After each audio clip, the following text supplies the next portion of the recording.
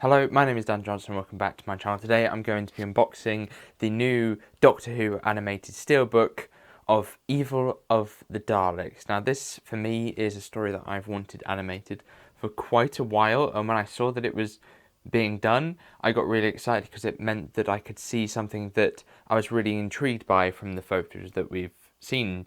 The Dalek Emperor, just the idea of that within an episode excited me, so I was curious to see what would become of that episode. And at this point I have not watched all of it. I've only watched the first 3 episodes because I wanted to get a understanding of the animation for the sake of talking about it later. But so far I'm quite enjoying it, and I can give my impressions on it a little bit later.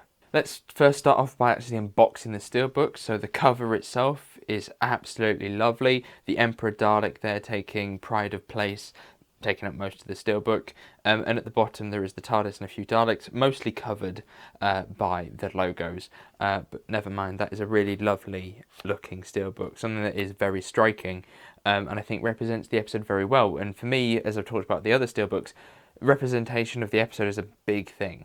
Then if we go to the back, we have a blurb of the episode as well as what the discs include. We have a colour animation 1 to 7, we have a black and white animation 1 to 7, and then we have the original episode 2 that was for some reason still existing, but I'm not quite sure what the story behind that is. A weird thing to take note of within this release is that they've included the audiobook version of the story, which is something that they don't normally do, or not something that I've particularly noticed. But it's a lovely little touch, and I think will kind of bump up the price, or value for money, I suppose, less than the price, with this release. The contents that you get with the steelbook are also the same within the DVD and within the Blu-ray. The bottom bit looks a bit lackluster, to be honest. The white I don't think goes with the story very well. They could have just put a grey down there and that would have been enough for me. But I can't say, to be honest, that I really display the back of a steelbook.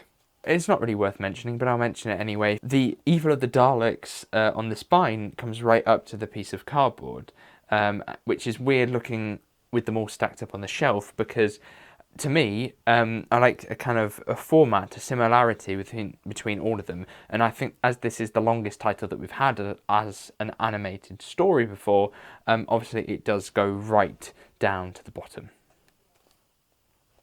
But luckily they did actually manage to fit it in. Be interesting when it gets to Dalek's master plan and how they're going to do that one. And then without the cardboard, the front looked absolutely amazing. I just love that design. I just think it's brilliant. And the back is a little bit more lackluster. I'm not quite sure whether Jamie and the Doctor are really needed. It's not exactly a striking pose, but obviously once it's opened out fully, I don't normally do this because I feel like it damages the spine, but once it's opened out fully, you get an image in full.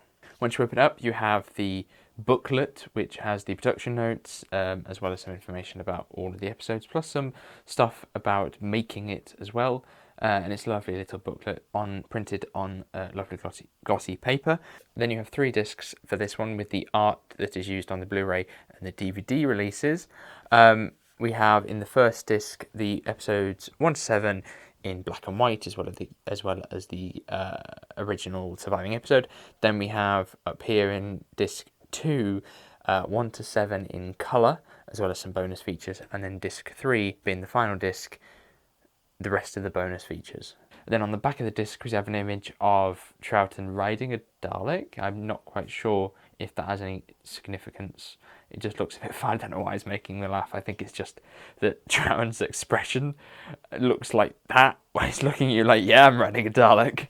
Animation-wise, we're going back to what it was like before, the sort of faceless one sort of animation. But the likenesses, some of them are really good, but some of them are really bad. I think that the off-putting ones are Troughton and Jamie. They just have some very weird things going on with their faces. Maybe their eyes are too small. I'm not quite sure what it is, but their faces look strange.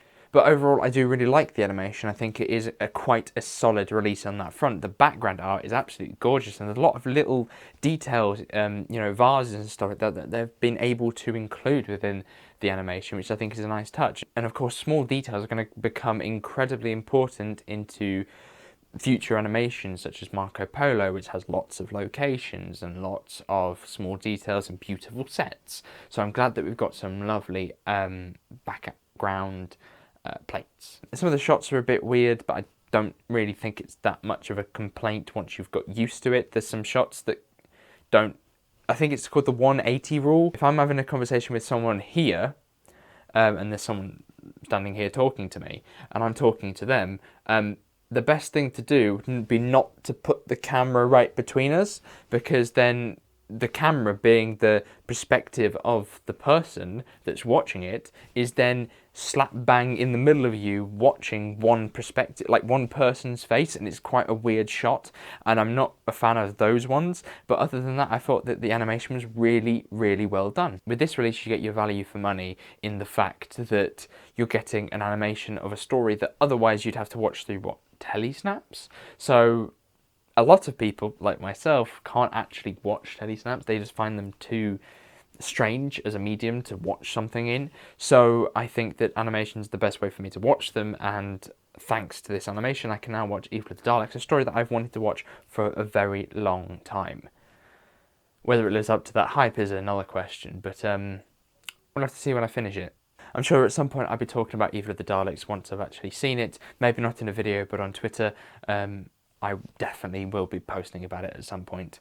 And Twitter's the best place to keep up to date with what I'm doing and what I'm working on, because I haven't been posting as many videos as I used to because I'm busier and because I'm working on bigger projects. A big project that was literally just released like a few days as this video comes out was the new Doctor Who animation that has taken me months to make. So thank you very much for watching. Sorry I kind of turned this video into a slight update video towards the end, but never mind. Thank you very much for watching. Hopefully you did enjoy this video. If you're new, please do subscribe, and I shall see you soon. Goodbye.